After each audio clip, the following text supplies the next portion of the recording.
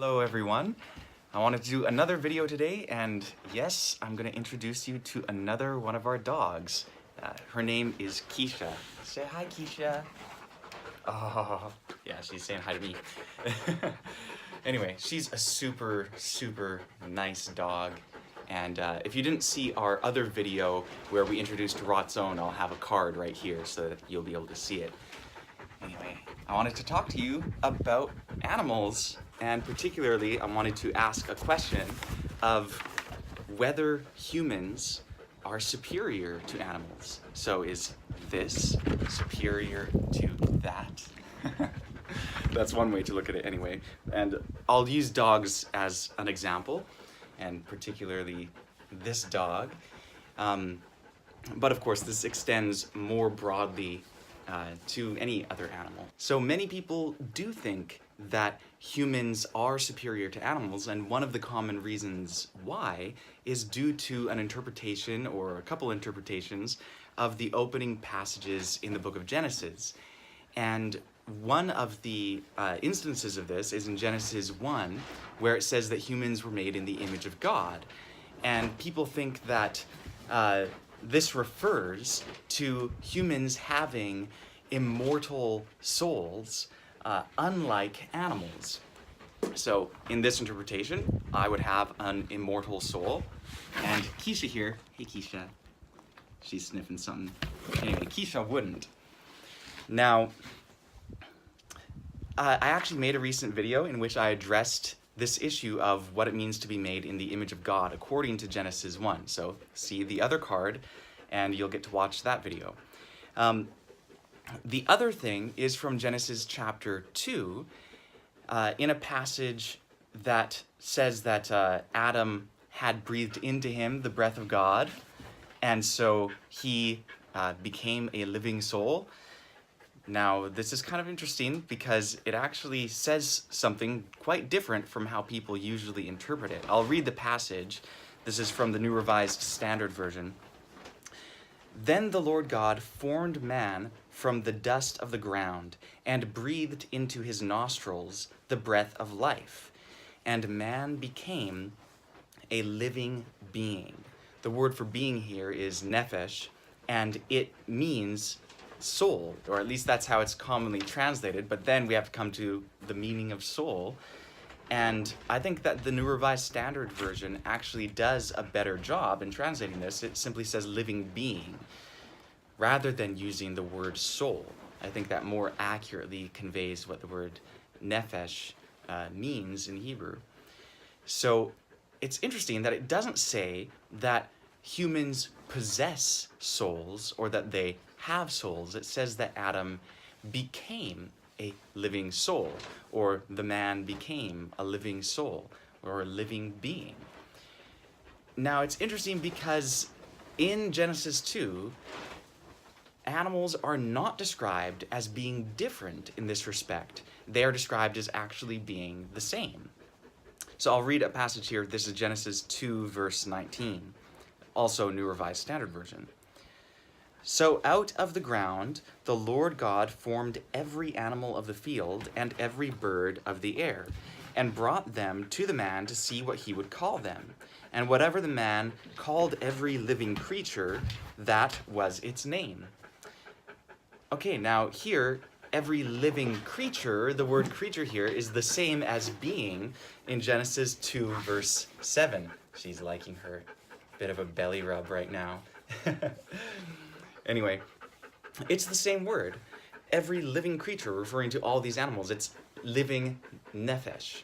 That's the same word as man being a living being or living soul, as some translations have it. Oh, Kysha. Yeah. So here, if humans are souls, so are animals, according to this passage. So there's really no merit in the idea, at least based off of Genesis, that humans have souls and animals do not. And it's also interesting that in this passage, every animal, just like humanity, was formed from the dust of the ground. So it's quite similar to how humans were formed according to this same passage.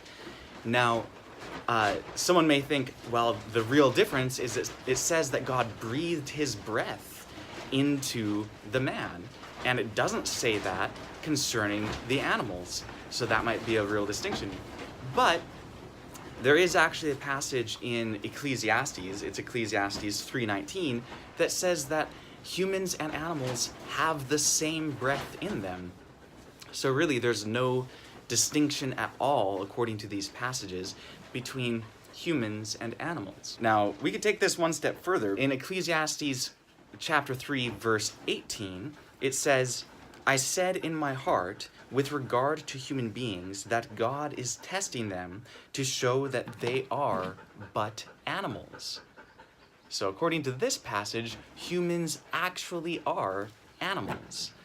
And this is a correct notion. Like if you look at biological dictionaries and look up the definition of animal, we are animals. There's no definition that you can give that describes every animal that does not include humans, unless you define it by saying other than humans, which would just be a case of special pleading. It's just saying, well, we're gonna apply different rules to us as humans because we are humans than to any other creature. So here is an example of a biological definition of the word animal, and it is taken from biologyonline.org, and it's a short definition, but there's a lot to it.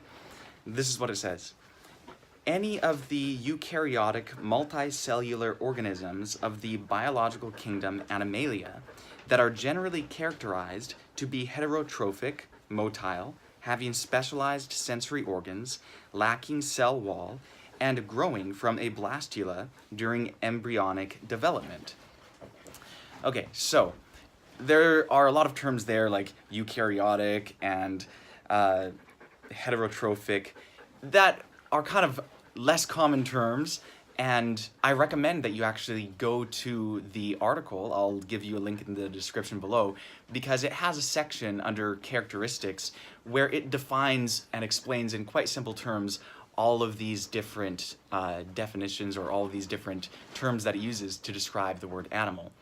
And in every instance, it's something that applies to us just as much as it applies to, say, Kysha here.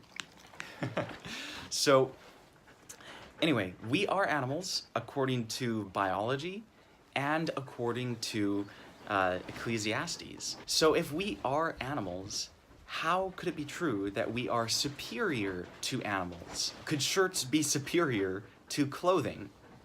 That doesn't really make sense because shirts are clothing, right? So we are animals. We cannot be, in a blanket sort of sense, superior to animals. But one might think, well, we are superior to other animals. That's kind of one way around this. So even though I may not be superior to animals overall because I am an animal, some might suggest that I, as a human, am superior to Kysha as a dog. But the truth is, different animals are superior to other animals in different ways. So I may be superior to Kysha in being able to hold things because I have a thumb, unlike her, no thumbs. But she is superior to me in her ability to smell and in her ability to hear extremely high pitches. I can communicate complex ideas more effectively than she can, but she can survive cold weather a lot more easily than I can. Her and our other huskies here can do fine even in minus 40 degrees, and not her, but another dog, Suka, which you'll get to meet in a future video, at minus 40, she'll even just be outside. She won't even go in her doghouse. It's kind of crazy. Anyway, speaking of the smelling, she's sniffing something out. Humans don't do that. Does that make us superior or her inferior? No, it just means that she has this capability that we don't, and that's fine. You know, she's good at what she's good at, I'm good at what I'm good at, and neither is inferior or superior in a kind of an overall sense. There's a far more fundamental issue which lies at the root of a lot of what we are talking about, And it doesn't have to do specifically with the nature of humans or the nature of other animals, but the nature of reality itself. A popular view of the nature of reality is known as substance dualism, and it states that there are two basic types of substances: the material or the physical on one hand, and on the other hand, the non-material or the non-physical, the spiritual. Those who hold this view often think that we as humans have some sort of non-physical part of us known as a soul or a spirit, and that this is what distinguishes us from animals, and it's what makes us superior. But what if substance dualism isn't actually true? What if... That was Kysha sneezing. Kysha.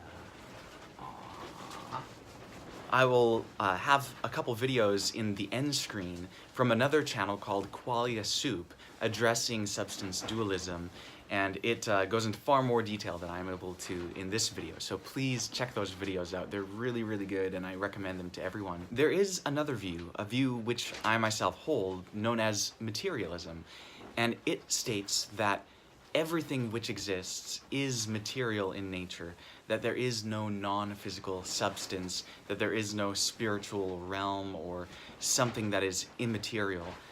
And this view is certainly dealing with things that we can demonstrate to be true. And substance dualism asserts something for which there is no evidence.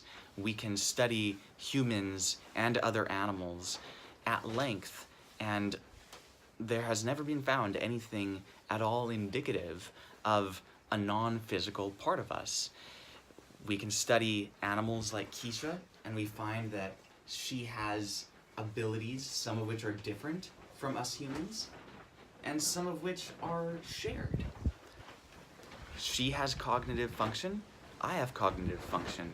She thinks, I think. Yes, she doesn't have language, but there are certain things that she can do and think that I can't do or think either. So the differences don't equate to a totally radical, fundamental difference in the type of beings that we are, nor does it lead to the conclusion that as humans we are superior to dogs or any other animals. I also recommend that you check out a playlist on our channel called Spiritualism versus Materialism, where we go into a lot more depth into these topics, and they are really, really important. If materialism is true, it has radical implications regarding every aspect of life. And so I really recommend that you guys look into this subject. I know that it can be surprising at first to consider that maybe materialism is true. I know that it's controverted, and many religious ideas are based upon the assumption that there does exist a non-physical realm. But just because the idea may conflict with your current conceptions doesn't mean that it's not true. So I invite you guys to really conduct an honest and open investigation. Aww, Kysha. Isn't that nice when dogs just like look at you with like such expressions of love? That's another thing about dogs, actually. Dogs are so very loving and accepting, and you know, they don't hold grudges or anything like that. And yeah, dogs are awesome. They're always happy to see you.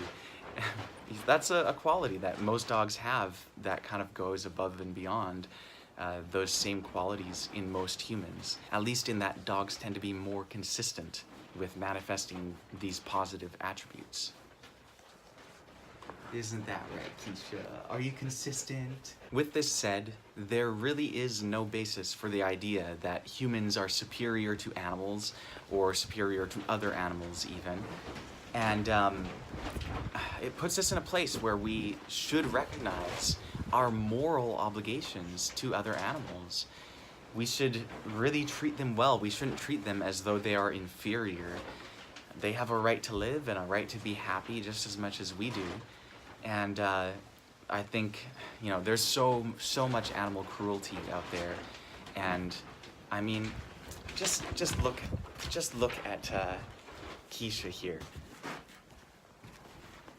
Oh, Kysha. Look how sweet of a dog she is. Should she be viewed as inferior? Should we think that she doesn't deserve a good life or to be treated well? Oh, see, look, she's just so full of love. So, animals are just other species, and we should treat them well, just like we should treat other humans well. So let's not eat animals. Let's not look at them as food. Let's look at them as other creatures deserving of life that have their own integrity. Hey, Kysha. Anyway, I hope that you all benefited from the video, and if you enjoyed it, please like, share, and subscribe. And don't forget to hit the bell to receive notifications for all of our new uploads.